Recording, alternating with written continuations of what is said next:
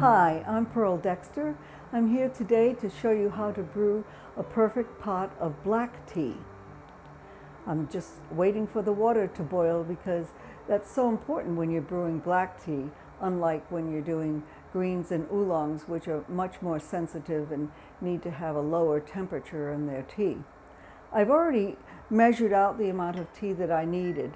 Most times people say 1 teaspoon per person, 1 for the pot, but I disagree with that because I think it all depends on the type of tea, the kind of tea that you're actually brewing. So I'm brewing a nice rich black tea, a Mao Feng from China, and that water's just about boiling. I'm going to grab that in a moment and pour it over my tea. The reason I'm using a glass teapot is because I really want you to see what a good friend of mine, James Noah Pratt from California, calls the ballet of the leaf. And here we go. You can see the little tea leaves swirling around, doing their little dance,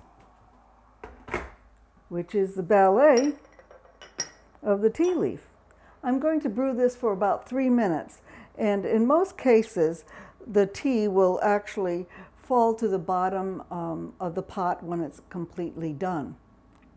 Today I've decided to show it to you in the glass teapot, but I'm going to decant the loose leaf into another teapot, which is very important to do because otherwise you might be getting the little tea leaves in your cup of tea or your mug of tea. I've decided to let this brew for another couple minutes.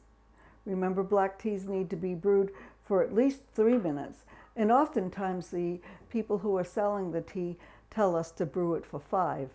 I have found that when I brew it for 5 minutes, it's not the taste that I particularly like. And in brewing any of the teas that I'm going to be teaching you about in the upcoming videos, it's important for you to get to know what you like. And if you ever brewed a tea that is not brewed long enough, you might find that it has a weak flavor to it or weak taste. And if you brew it too long, sometimes it just does not get better, but it may get bitter.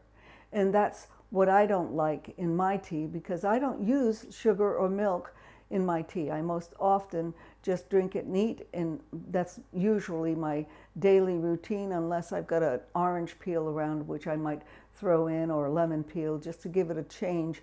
After all, sometimes I drink at least 20 cups of tea a day, so I think my 3 minutes are about up. And look at that, the leaves are almost at the bottom, so maybe I'll give it another few seconds. The ballet is almost over, and then we can begin to sing with the tea that we're going to drink. So I believe my 3 minutes are up on brewing this tea. I oftentimes do not use a timer because it's almost ingrained into me as to when it's done. But like I said earlier, when the tea has actually dropped to the bottom of this teapot, that's oftentimes my 3 minutes, or if some want to keep it going for 5 minutes, it comes out almost perfectly. And as you can see, I'm decanting it into this other pot because I don't want the bitter taste if it's brewed too long or if it's sitting in the hot water once we have decided to pour a cup of tea.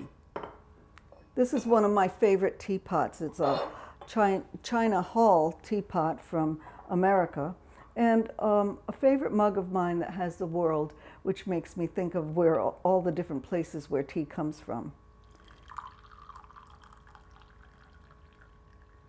Here's my perfect pot and my perfect cup, my perfect mug of black tea, Mao Feng from China. Enjoy, cheers. Don't forget to like and subscribe.